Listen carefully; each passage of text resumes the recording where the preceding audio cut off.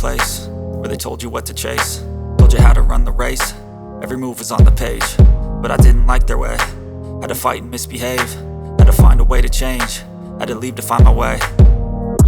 Caught up in a daydream, I beat my mind up there almost daily. It's how I pass time, no opinions safely. It's how I understand what I want in this place, see. Cause everybody wanna tell you bad things, what could go wrong, what fame brings. But success is a finicky thing, and if you ain't sure, no, it'll never be. I don't wanna let myself down, myself down. I don't wanna let myself down, myself down.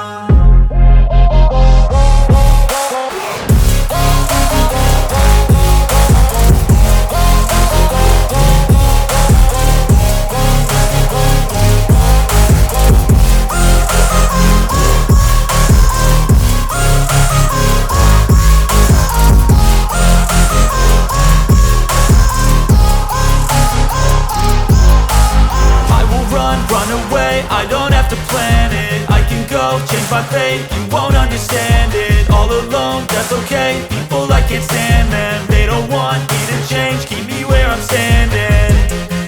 And I don't wanna be where I am, and I want something more, take a chance. It could be possibly my last day.